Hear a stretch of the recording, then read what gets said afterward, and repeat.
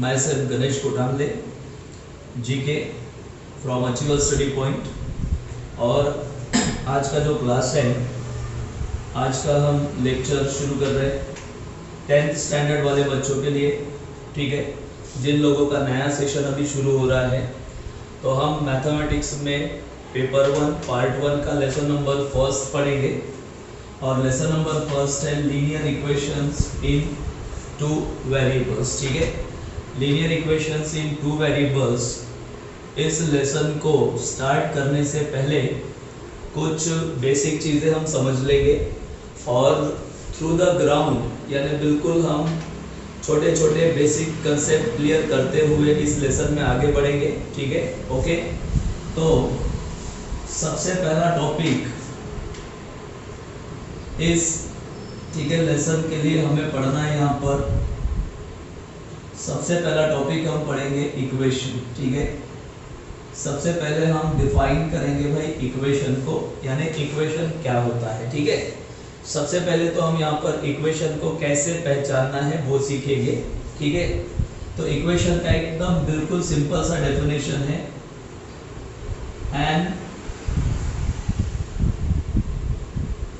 algebraic expression, ठीक है। an algebraic expression which contain sign of equality, ठीक है, which contain sign of equality, that is equals to, ठीक है, that is equals to. यानी definition के हिसाब से अगर हम समझे तो इक्वेशन का मीनिंग क्या होगा, एक ऐसा अलजेब्रिक एक्सप्रेशन, ठीक है, एक ऐसा अलजेब्रिक एक्सप्रेशन जिसमें आपको साइन ऑफ इक्वालिटी मिलेगा। साइन ऑफ इक्वालिटी इसका मतलब होता है इक्वल्स टू का साइन। किसका साइन होगा? इक्वल्स टू का साइन। इसका मतलब जहां पर भी आपको इक्वल्स टू का साइन मिलेगा, समझ जाना वो, ठीक है, इक्वेशन है, अदरवाइज वो इक्वेशन नहीं है, ठीक है। तो इसके लिए कुछ एग्जांपल्स देख लेते हैं हम, ठीक है। एग्जांपल्स में सबसे पहला एग्जांपल मैं ले रहा हूँ, बराबर ध्यान देना है आपको। एग्जांपल नंबर फर्स्ट मैंने यहाँ पर लिया x + 5 = 0, ओके। तो भाई यहाँ पर देखो आपको क्या दिख रहा है, इक्वल्स टू का साइन दिख रहा है क्या? यहाँ पर इक्वल्स टू का साइन है, इसका मतलब ये क्या है? इक्वेशन है, ठीक है। मैंने अभी आपको समझा कर बताया कि जहां पर इक्वल्स टू का साइन है वो क्या है? इक्वेशन है, ठीक है। नंबर सेकंड 3x + 2y + 7 = 0, ठीक है। अब अगर आपने ये सेकंड एग्जांपल देखा तो सेकंड एग्जांपल में आपको क्या दिख रहा है भाई? इक्वल्स टू का साइन दिख रहा है। सेकंड एग्जांपल में भी इक्वल्स टू का साइन है, इसका मतलब ये भी क्या है भाई? इक्वेशन है। तो एकदम सिंपल सा डेफिनेशन है। इक्वेशन यानी क्या? तो समझ जाओ कि जहां पर इक्वल्स टू का साइन है वो इक्वेशन है, ठीक है। लेकिन इससे एक और चीज आपको समझनी है। एग्जाम्पल नंबर थर्ड, अगर हम एग्जाम्पल नंबर थर्ड देखें, फॉर एग्जाम्पल m³ + 3m² - 7, ठीक है। अब मुझे आप ये बताएंगे कि यहाँ पर तो भाई इक्वल्स टू का साइन नहीं है। ये जो थर्ड एग्जाम्पल मैंने दिया, इस थर्ड एग्जाम्पल में आपको इक्वल्स टू का साइन दिख रहा है क्या? नहीं दिख रहा है, ठीक है। और यहाँ पर इक्वल्स टू का साइन नहीं है, इसका मतलब ये इक्वेशन नहीं है, ठीक है। इसका मतलब ये होता है कि ये इक्वेशन नहीं है, that means it is not an equation. अब अगर जहां पर इक्वल्स टू का साइन है तो वो इक्वेशन है, जहां पर इक्वल्स टू का साइन नहीं है तो वो इक्वेशन नहीं है। और इक्वल्स टू का साइन जहां पर नहीं है, अगर वो इक्वेशन नहीं है तो भाई क्या है? यानी अगर वो इक्वेशन नहीं है तो इक्वेशन नहीं है तो क्या हो सकता है? तो उसको कहा जाता है पॉलीनोमियल। पॉलिनोमियल। ठीक है बच्चों, समझ में आ रहा है? यानी कहने का मतलब ये है कि जहां पर इक्वल्स टू का साइन है वो इक्वेशन होगा, और जहां पर इक्वल्स टू का साइन नहीं है वो क्या हो जाएगा? पॉलिनोमियल हो जाएगा। ठीक है, क्लियर है? एक और एग्जांपल देख लेते हैं। मान लो इस साइड से आपको दिया है y² + 3y - 2 = 0। ओके, ठीक है। अगर मैंने यहाँ पर इक्वल्स टू का साइन लगाया है, यानी यहाँ पर अगर इक्वल्स टू का साइन है तो ये इक्वेशन है। बट अगर मान लो यहाँ पर इक्वल्स टू का साइन नहीं है, अगर यहाँ पर इक्वल्स टू का साइन नहीं है तो फिर ये इक्वेशन होगा क्या? नहीं होगा।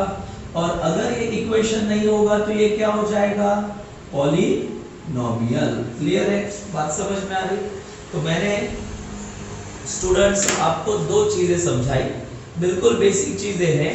सबसे पहले मैंने आपको क्या पढ़ाया, क्या समझाया कि इक्वेशन को कैसे पहचानना, और इक्वेशन को ठीक है पहचानने के साथ साथ हमने क्या पढ़ा कि पॉलिनोमियल क्या होता है। ठीक है, तो इक्वेशन इसका मतलब क्या होगा?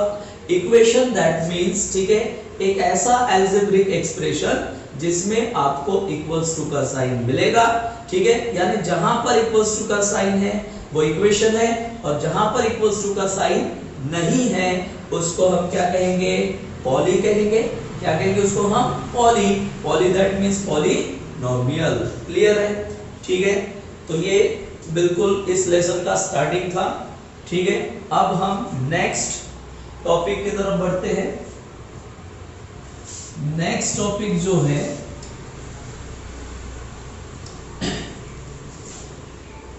वो आपको समझना है वेरिएबल्स। ठीक है, वो हम समझेंगे। नेक्स्ट टॉपिक आपको समझना है वेरिएबल्स। ठीक है, क्लियर है?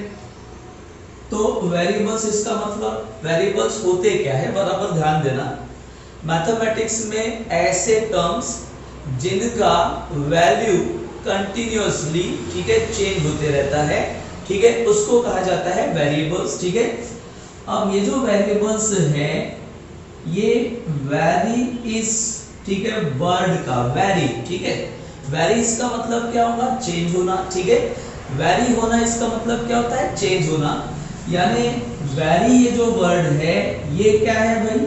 ठीक है, ये वर्ब है, इसको हम क्या कहेंगे? वर्ब। और वेरी इस वर्ब का नाउन फॉर्म क्या होता है? वेरिएबल। ठीक है, नाउन फॉर्म क्या होगा? वेरिएबल। ठीक है, क्लियर है? समझ में आ रहा है? तो हम मीनिंग समझेंगे इसका।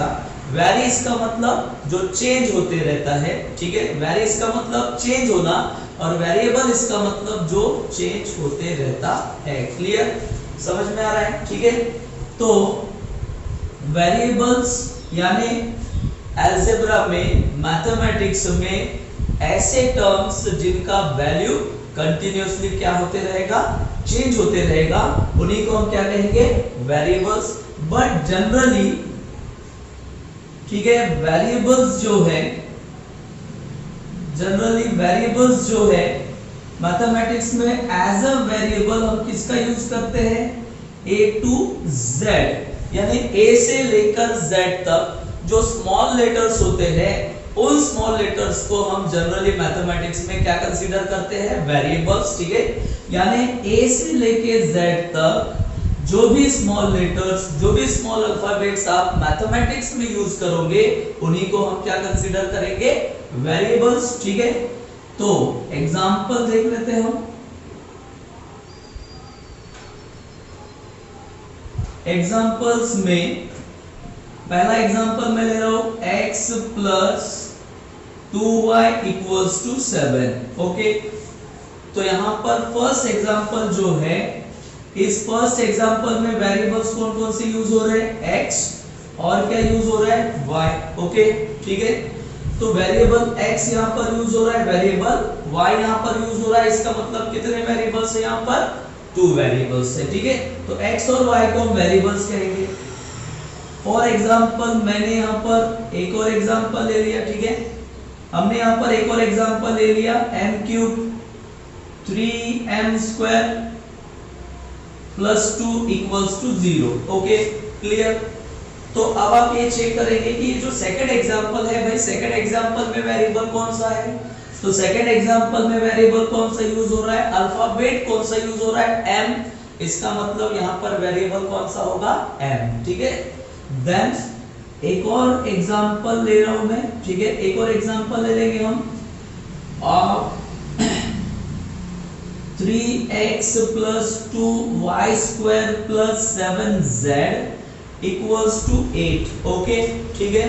तो ये जो मैंने थर्ड एग्जांपल दिया, ये जो मैंने तीसरा एग्जांपल दिया, थर्ड एग्जांपल दिया, आप मुझे बताएंगे कि इस थर्ड एग्जांपल में कौन कौन से वेरिएबल्स हैं। तो देखो यहाँ पर थर्ड एग्जांपल में x ये वेरिएबल है, ठीक है, फिर उसके बाद y ये वेरिएबल है, फिर उसके बाद z ये वेरिएबल है। ओके ठीक है। तो ऐसे यहाँ पर कितने वेरिएबल्स हैं? 3 वेरिएबल्स है। कितने वेरिएबल्स हैं? 3 वेरिएबल्स। ओके। तो स्टूडेंट्स पहला हमें समझना था इक्वेशन, इक्वेशन के बाद मैंने आपको समझाया पॉलिनोमियल, पॉलिनोमियल के बाद वाला टर्म हमें, ठीक है, बेसिक टर्म हमें समझना था वेरिएबल, और वेरिएबल्स क्या होते हैं, कैसे हम उनको पहचानेंगे, वो मैंने आपको समझा कर बता दिया। लेकिन अगर हम वेरिएबल्स के बारे में पढ़ते हैं तो आपको यहाँ पर इससे एक और रिलेटेड टर्म पढ़ना पड़ेगा जिसको हम कहते हैं कोएफिशिएंट, जिसको हम क्या कहेंगे? कोएफिशिएंट। तो कोएफिशिएंट भाई होता क्या है? ठीक है, तो कोएफिशिएंट क्या होगा? जैसे ये जो एग्जांपल्स हमने लिए इन्हीं को मैं रिपीट कर रहा हूं। पहला एग्जांपल हमने यहां पर लिया था x plus 2y equals to 7। Okay clear है? x plus 2y equals to 7। ठीक है। तो कोएफिशिएंट यानी वेरिएबल के साथ जो भी रियल वैल्यूज रहेगी उसी को हम कहेंगे कोएफिशिएंट। ठीक है। तो जैसे यहां पर x ये वेरिएबल है, तो x के साथ क्या है? 1 है क्या 1? तो x के साथ 1 है, इसलिए इसको हम क्या कहेंगे? कोएफिशिएंट कहेंगे। क्लियर है? क्या कहेंगे इसको हम? कोएफिशिएंट। अच्छा देन यहाँ पर y और एक वेरिएबल है y, और y के साथ क्या है? यहाँ पर 2 है, तो 2 को भी हम क्या कहेंगे? कोएफिशिएंट कहेंगे। ठीक है, 2 को हम क्या कहेंगे भाई? कोएफिशिएंट कहेंगे। क्लियर? लेकिन लिसन, x के साथ 1 है, बराबर ध्यान देना, 1 ये कोएफिशिएंट है, लेकिन 1 ये किसके साथ है? x के साथ है। किसके साथ है? x के साथ है, इसलिए इस 1 को हम कहेंगे कोएफिशिएंट ऑफ x। क्या कहेंगे इसको हम? Coefficient of x। ठीक है। देन अब y के साथ क्या है? 2 है। ठीक है, y के साथ भाई क्या है? 2 है, तो इसको क्या कहा जाएगा? 2 को हम क्या कहेंगे? Coefficient of y। Okay clear? Coefficient of y। ठीक है, क्लियर है? अब यहां पर एक और चीज आपको समझनी है कि भाई चलो ठीक है, x के साथ जो है उसको हमने कोएफिशिएंट ऑफ x कहा, y के साथ जो 2 है उसको हम क्या कहेंगे? Coefficient of y। ठीक है, बट ये जो 7 है, अब 7 के साथ तो कुछ भी नहीं है, कोई भी वेरिएबल नहीं है। ठीक है, इसलिए इस 7 को कहा जाता है प्योर कांस्टेंट। क्या कहेंगे इसको हम? Pure constant. एक तो हम इसको प्योर कांस्टेंट कह सकते हैं, नहीं तो हम इसको क्या कहेंगे? Only constant. क्या कहेंगे भाई? Only constant. क्लियर? तो आपको बात समझ में आई? वेरिएबल्स यानी a से लेके z तक जो भी हम अल्फाबेट्स यूज करते हैं मैथमेटिक्स में वो वेरिएबल्स होंगे। अच्छा, वेरिएबल्स के साथ जो रियल वैल्यूज होगी, ठीक है, जो रियल वैल्यूज होगी उनको हम क्या कहेंगे? कोएफिशिएंट्स कहेंगे। ठीक है, जो भी वेरिएबल्स के साथ नंबर होगा उसको हम कोएफिशिएंट कहेंगे। तो भाई ऐसे भी आपको कुछ टर्म्स मिलेंगे जहां पर वेरिएबल्स नहीं है, जैसे फॉर एग्जांपल 7। ठीक है, तो 7 को हम क्या कहेंगे? प्योर कांस्टेंट, नहीं तो सिर्फ क्या कहेंगे? कांस्टेंट। Okay clear? एक और सेकंड एग्जांपल ले लेते हैं हम। सेकंड एग्जांपल में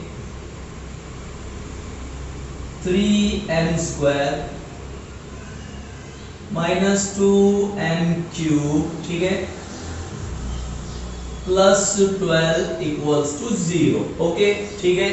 अच्छा ये जो मैंने सेकंड एग्जांपल आपको ठीक है आपके सामने लिखा है, ये जो सेकंड एग्जांपल मैंने लिया है, आप सबसे पहले मुझे ये बताएंगे कि क्या ये इक्वेशन है या नहीं है। ठीक है तो ऑब्वियसली यहाँ पर इक्वल्स टू का साइन है, इसका मतलब भाई ये क्या है, इक्वेशन है ना। इक्वल्स टू का साइन है, ऑब्वियसली अगर यहाँ पर इक्वल्स टू का साइन है तो ये क्या है, इक्वेशन है। अच्छा देन अगर ये इक्वेशन है तो अब मुझे बताओ इस इक्वेशन में वेरिएबल कौन कौन से हैं। तो यहाँ पर वेरिएबल तो सिर्फ क्या है, m यूज हो रहा है, ओनली m यूज हो रहा है। ओके वेरिएबल m है। अच्छा मुझे एक बात बताइए कि यहाँ पर m स्क्वायर के साथ कौन है, 3 है। m स्क्वायर के साथ कौन है, 3 है। तो 3 को हम क्या कहेंगे, कोएफिशिएंट कहेंगे। क्या कहेंगे, कोएफिशिएंट। ठीक है तो 3 को हम कहेंगे भाई कोएफिशिएंट। ठीक है क्लियर है। 3 को हम क्या कहेंगे, कोएफिशिएंट कहेंगे। बट 3 ये किसका कोएफिशिएंट है, तो 3 ये किसका कोएफिशिएंट है, m स्क्वायर का। किसका, m स्क्वायर का, क्योंकि वो m स्क्वायर के साथ है। ओके क्लियर, वो किसके साथ है, m स्क्वायर के साथ है, इसलिए हम उसको कहेंगे coefficient of m square. Okay then उसके बाद यहां पर देखो m³ है ठीक है। अच्छा m³ के साथ यहां पर क्या है, क्या दिख रहा है भाई, -2 है क्या, m³ के साथ -2 है। ठीक है हमेशा बच्चों याद रखना कि कोएफिशिएंट जब भी आप कोएफिशिएंट्स को कंसीडर करोगे तब उनको आपको साइन के साथ कंसीडर करना है। ठीक है यानी साइन के साथ, इसका मतलब यहाँ पर -2 है तो हम पूरा -2 एज अ कोएफिशिएंट कंसीडर करेंगे। ठीक है तो -2 भी यहाँ पर कोएफिशिएंट है। ठीक है -2 ये क्या है, कोएफिशिएंट है। बट -2 ये किसके साथ है, m³ के साथ है। किसके साथ है, m³ के साथ है, इसीलिए -2 को हम क्या कहेंगे, कोएफिशिएंट ऑफ m³। क्या कहेंगे, कोएफिशिएंट ऑफ m³। अच्छा लास्ट, ठीक है लास्ट में हम किस पर आएंगे, कांस्टेंट पर। तो भैया कांस्टेंट यहाँ पर क्या होगा, ठीक है भाई कांस्टेंट यहाँ पर क्या होगा, 12। ठीक है तो 12 को हम यहाँ क्या कहेंगे, कांस्टेंट। ओके ठीक है कोई कंफ्यूजन, आपको कंसेप्ट समझ में आ रहा है बच्चों। ठीक है हमने इक्वेशन पढ़ा, हमने वेरिएबल पढ़ा, वेरिएबल के बाद हमने कोएफिशिएंट मैंने आपको समझाया, कोएफिशिएंट के साथ साथ हमने क्या पढ़ा, कांस्टेंट पढ़ा। ठीक है तो ये कुछ ठीक है लीनियर इक्वेशन इन 2 वेरिएबल्स, इस लेसन को पढ़ने के लिए कुछ बेसिक चीजों की जरूरत होती है। बेसिक टर्म्स आपके क्लियर होने चाहिए और एकदम ग्राउंड लेवल पर हम इस लेसन को पढ़ेंगे, यानी छोटे से छोटी चीजें मैं आपको बहुत ही अच्छे से, बहुत ही प्यार से समझाकर बताऊंगा। और अगर आपको मेरा ये लेक्चर ठीक है, मेरा ये ठीक है पढ़ाने का तरीका अगर आपको ठीक है समझ में आ रहा है तो प्लीज आप हमारे चैनल को सब्सक्राइब भी कर सकते हैं।